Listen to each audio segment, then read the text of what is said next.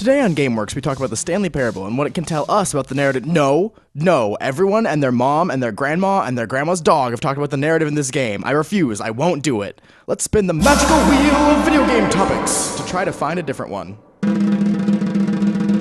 And, okay, avatar interaction. I can work with that. Nope, not that kind. Not that kind either.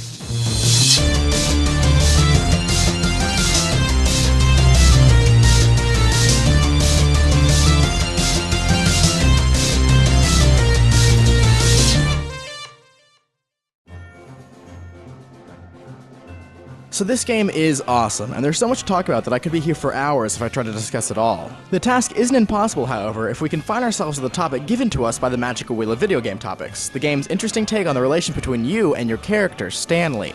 Now, what exactly do I mean by avatar interaction? Well, when we play video games, we, of course, take control of the character on screen, and they act as our in-game avatar, to different degrees in different games, of course. But when you, playing as your avatar, do something on screen, you do it both for yourself as the controller of the character and as a surrogate for the character, acting essentially as him, channeling his motivations. So when we're playing as Stanley, do we play for ourselves, or do we play as Stanley? The question at its core is who really has control in a game.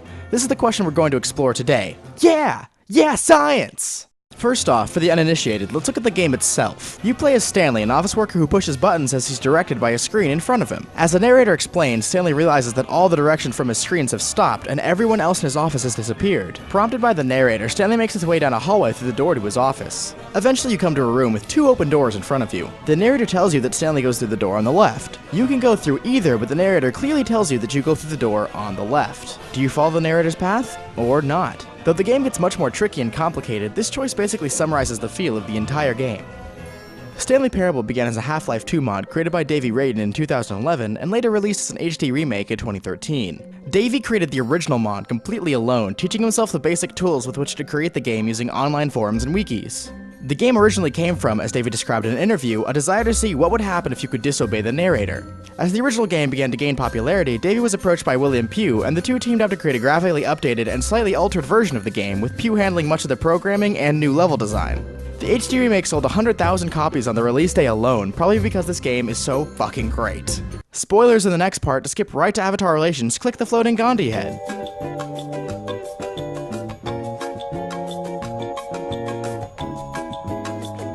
This game is all about the endings. The real challenge of the game is discovering new paths and seeing where they take you and what new non sequitur the creators can throw at you next. Let's look at a few specific branching paths to illustrate the avatar relations in this game. In one, you go down a set of stairs, finding yourself in an ever-repeating set of rooms. The narrator describes how you, as Stanley, go through a long mental journey, with Stanley believing himself to be in a dream, trying to wake up, closing his eyes, during which you see your eyes close on screen, floating in the air, at which point your character begins to float, and screaming when he realizes that he can't escape.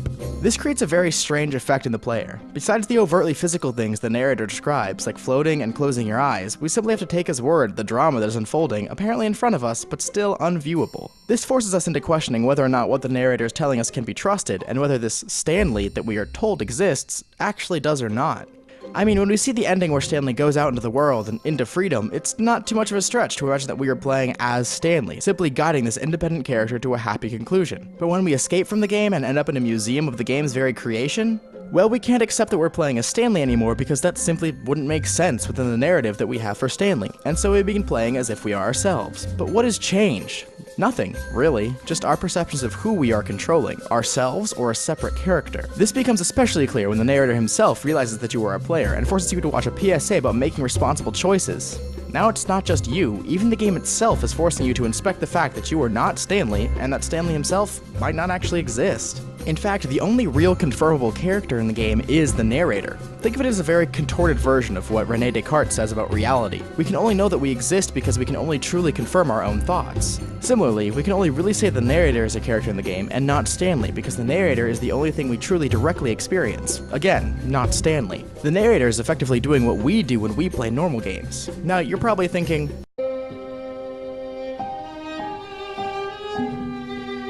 well, yes, the narrator sometimes acts insane or bipolar, but don't gamers act that way when we control games? Think of the joy that we have from trapping Sims in creative ways, or the fun of playing soldiers in war games. Mama.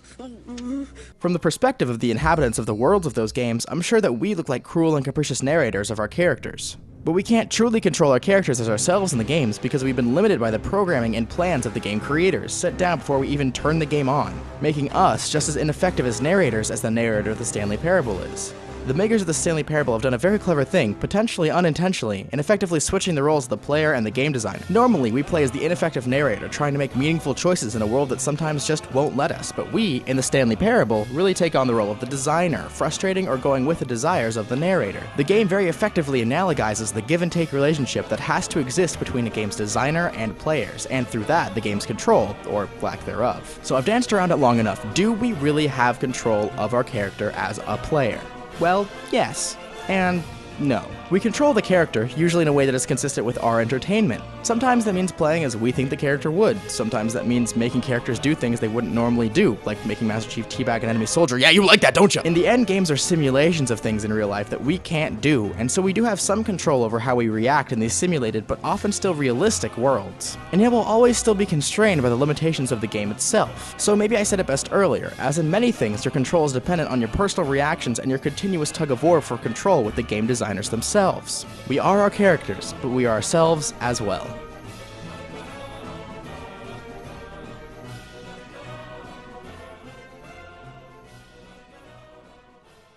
Like if you like to like things, comment if you commonly comment on things, subscribe, and if you really want to help us out, follow us on the social medias and share our videos if you enjoy them. So wait, if we are our characters, kind of, does that mean that we have to take responsibility for what we do as our characters?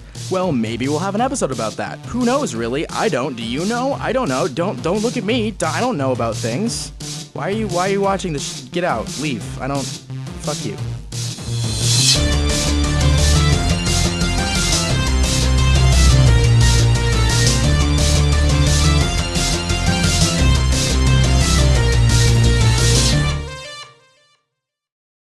Magical Wheel of Video Game Topics.